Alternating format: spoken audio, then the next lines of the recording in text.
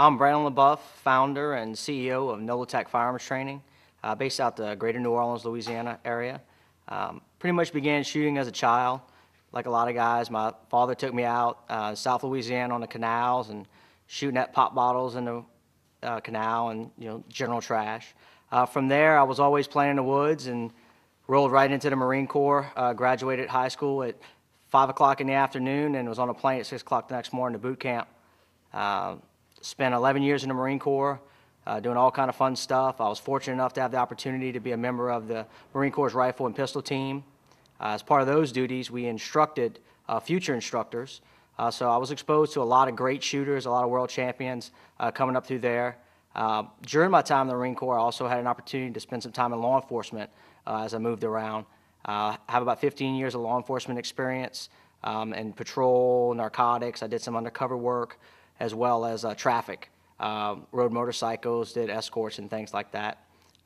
During that time, my love for shooting pretty much just continued and developed as I became introduced and spent time with more people in the firearms industry. I became close friends with a lot of other instructors, and it just broadened my horizons as far as my knowledge base and just my love for shooting.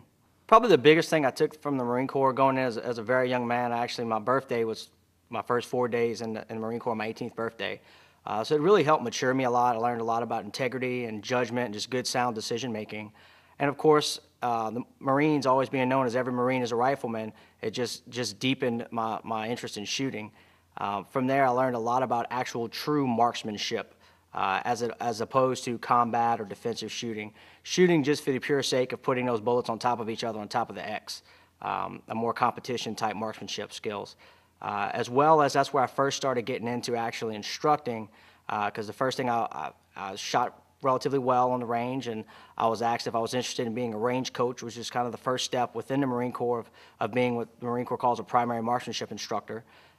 So I jumped at that opportunity, and that is what availed me to being a member of the teams. And then when I became a member of the teams, I was able to move up and become a PMI, or primary marksmanship instructor, and met literally hundreds of Marines that ended up becoming the marksmanship instructors. While on active duty in the Marine Corps, wherever I was at, which was generally in the Louisiana area, I tried to get on as a reserve or an auxiliary or a volunteer, depending on what it's called in each area, with that local law enforcement. I went through the police academy, actually the summer after I graduated boot camp in Lafayette, Louisiana, where I was going to college at the time. Started working basic patrol there. Then I moved to the New Orleans area and got on with the Gretna Police Department, where I stayed for 7 years working primarily undercover narcotics initially, moved from there to street narcotics for a while, and then went into traffic, where I rode motorcycles and did parade escorts and of course, unfortunately, wrote a lot of traffic tickets as well. NOLATAC's a company I started primarily to provide law-abiding Americans with personal protection options. A lot of people own guns, a lot of people like guns, but just like owning a guitar doesn't make you a musician, owning a gun doesn't necessarily mean you can shoot it well. Unfortunately, the consequences of not playing a guitar well just hurts people's ears, whereas not being able to shoot a gun well could potentially be life-threatening to yourself or others. I also am a very strong believer, obviously with my military background in the United States Constitution, and I believe first it is the responsibility of every individual to protect themselves and provide for themselves, and of course their family and loved ones. And then I believe we all have that right, as is further guaranteed by the Constitution. So I wanted to give people those options to the people that didn't know or wanted to know more. I wanted to take what the government taught me and what I've learned through my own personal interest and just pass it on to other people. We teach a little bit of everything actually at NOLATAC, everything from doing home inspections for safety, how to set up your alarm system, what are some possible physical security opportunities you have with your house, setting your alarm panels, everything concerning the physical security of your home. Then we move on to kind of to the individual. What are some skills you need to know? What are some knowledge? Because one of the things in personal defense is winning the gunfight is actually probably the easiest part of the equation. You have to win the gunfight, obviously, or the knife fight, or the fist fight, or whatever the fight is. But at the same time, in our society, you have to be able to win the legal battle that's going to come after, almost guaranteed. And then you have to win the personal battle, because we all have our own morals and values and religious beliefs that surround hurting other people. Because even though you're defending yourself, at the end of the day, you are hurting someone else. So you have to be able to come to terms with that and be okay with that in your own mind. And that's something else that you have to be able to live with after the fact. So we try to bring all those things together and give people the information they need to make well-educated decisions about the legal parameters, the personal considerations, and of course the gear and the skills they need to do it. I think probably one of the primary responsibilities that comes with concealed carry is safety, and that's a very broad term. I mean, obviously there's the firearm safety rules, or what I call the life safety rules, because they really go beyond the range. Things like don't chew gum, don't throw paper, those are range rules, and they change from every range you go to. But keeping your finger off the trigger and treating every gun as if it were loaded, those are life rules. Because even when you leave the range and you're carrying your gun concealed, or you're going to bed at night and your gun's on your nightstand, those rules still absolutely apply. Whether you're a special operations soldier, a Marine, or a soccer mom that has her gun in her purse, those rules still apply. And that's why they're rules. I also believe it's important to always be prepared. One of the things we say at NOLATAC is be vigilant and be prepared. You have to know what's going on around you and then have the skills and tools to deal with what you see going on around you. Now, those tools may just be an awareness and saying, this probably isn't a place I want to be. Let me get out of here. Or those tools may be a firearm or a Kubaton or pepper spray or any other physical tool. Mindset is also a very broad topic. I think when you really look at it from a high perspective, the first thing it speaks to is an awareness. Just why are you doing what you're doing, and why are you doing it the way you're doing it? And it goes back to those personal belief systems. Some people have a religious belief that they simply, no matter the circumstances, cannot take another human life. That's going to pose a problem for you when you decide that you're going to carry a gun to defend yourself, because you have a conflict going on there, and you need to resolve that in one way or another. Furthermore, it's when you make that decision, having what we call in the Marine Corps the intestinal fortitude, the gumption, the conviction to follow through with that decision. Because it's not a decision to be taken lightly. And with 2 wars going on and all the things that are happening in our society now, people tend to be very flippant with the idea of defending themselves with force. So when you really put in that position, as I have and a lot of people I know have, it's a decision that has to be made prior. It can't be made at that time. Otherwise, that hesitation of deciding is this the right thing to do may just be that window of opportunity that the person looking to hurt you needs. Well, because of my military background and my law enforcement experience, I was given the opportunity to go overseas and train some people there. I was sent primarily to Afghanistan to train some of their local police force and police tactics and different firearms manipulations and just general skills, kind of their version of our border patrol, if you will. I also had the opportunity there to take over my company's firearms program, which allowed me to oversee the management of the certifications and just the overall weapons program of our company. So I got to see a lot of kind of how that program works overseas. It was obviously very culturally insightful. We have a very gun-centric culture here in the United States. Whether you're for or against, it's a very polarizing and gun-centric culture. Whereas in other places, it's just not the taboo that it is. It's a gun, it's a stick, it's a screwdriver, it's a car tire. It's no big deal. That's why you'll see a lot of pictures in other countries of small children carrying AK-47s, because we gas at that here, because that's we associate that gun with violence and force, and as it should be. They just don't make that connection everywhere else in the world necessarily. Well, we tend to kind of poke fun a lot at particularly our law enforcement, and we do it kind of tongue-in-cheek, but coming from that background, it's a very unfortunate situation that here in the United States, with the gifts that we have and the opportunities that we have, the way we prioritize things and what suffers because of that. Unfortunately, because of certain government bureaucracies and just the way society prioritizes things, law enforcement officers don't get the training that not only do they need to do their job, but that they deserve for the risk we're asking them to take for other people.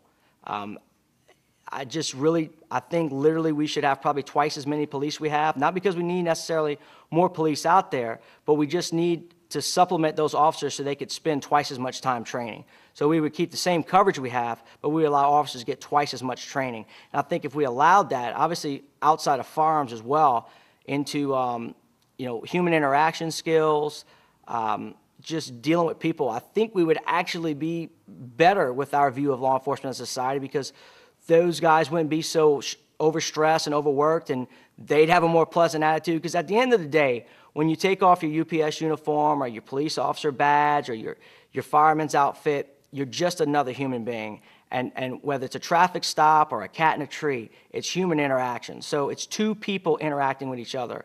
Now, granted, some people let what they do for a living consume their identity, and that colors a lot of the way they deal with other people. But the same things that make the person in the car about to get the ticket tick are the same things that make the guy outside the car about to write the ticket tick. So when it comes to whether or not that person is going to get a ticket, it all boils down to human interaction. And I think if we were able to provide law enforcement with a better quality of life or work-life balance, where they felt they were adequately trained, where they were secure and confident in what they knew in their job, then the public would get a better response for it, because that human being would be in a better place personally, and that would reflect in the way they did their job. Public policing is a big buzzword. It kind of went out. It's starting to come back. And there's something to be said for that. You know, the days of a police officer walking a beat, literally walking with his feet a beat, is almost a novelty thing now that we do, you know, to get a grant or something. And there are places where it's applicable and it needs to happen in some of our more densely populated areas. But when you think about what our societal expectations are for law enforcement response time, you know, another big thing is the talk about militarization of law enforcement. Does anyone like to see police officers walking up and down their street with, you know, assault weapons and big, thick bulletproof vests and black fatigues? No, probably not. But when criminals are committing crimes with fully automatic rifles that they're illegally converting, that they stole from a citizen that legally had it, what are those cops supposed to do? Shoot at them with pellet guns? Last time I checked, criminals don't play by the rules. They don't fight based off of the Queen's rules of boxing. It just does not work that way in reality.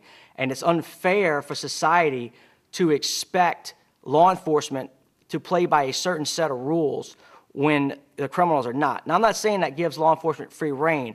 Obviously, there's certain legal parameters that we are expected to maintain, and that's just the way our society runs. You know, there's certain things we can't do based off of our Constitution, and those things, in my opinion, are just simply unquestionable. You just can't do it. But to ask a law enforcement officer to go to a scene of, you know, take the North Hollywood bank robbery, that was a big eye-opener for law enforcement. These guys rolled out with illegally converted, fully automatic AK-47 style rifles, and law enforcement was relatively ill-equipped. You know, after years and years and years of analyzing that instance, yeah, there's certainly some things that could have done better, but when you boil it all back down, it comes back to training and gear. Those cops had never been trained to deal with that kind of situation, ever, nothing even remotely close. And at the end of the day, what resolved that was an off-duty SWAT officer who was literally playing a basketball game, who rolled out, threw on his vest, and took what we're calling now generally an urban prone position and fired underneath the vehicle, which was completely out of the box in those days, which is now something we teach just all the time. It's just a common thing we try to teach now if the agencies allow it. But that's very common now, and a lot of it is because of that. We just never thought all gunfights happened face to face, and, you know, again, it was like the OK Corral. But we've started to come a long way, but we still certainly have a long way to go. I think the Trigger Time Project is a great project, primarily because it brings together different people from different backgrounds with different skill sets. I don't think any of us, if you asked us, would say, yes, we're experts at what we do. I think everyone will say they're perpetual students. And personally, my personal belief is that is a trademark of a good instructor. I still, every year, go to multiple training events and come out of my pocket and pay to go to other instructors, some of them that'll be on the show, because I want to learn. I want to know what this guy knows. Maybe he just says maybe I already know all the information he's passing, but he says it in a manner that I was like, well, you know, I never really thought of it that way. And maybe I'm able to take some of that and convey it to a student where one more person gets it. Because maybe the way I'm saying it, it's just not clicking with them. But the way he presents it, the analogy he uses or the terminology he uses clicks with that student. So if there's a way for me to pull something from that, I will. I certainly try to give credit where credit's due if I hear something for the first time from someone. And if someone tries to tell you that, you know, they've invented some system, or I'd be slightly skeptical of that, because at the end of the day, Trigger pull is trigger pull is trigger pull. Sight alignment is sight alignment is sight alignment. It's been that way for a long, long time.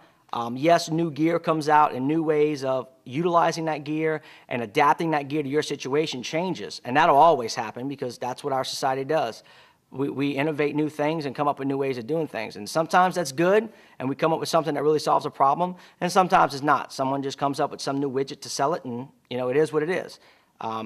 But I think bringing this particular group of individuals together is going to give the people viewing this a great body of information to draw from.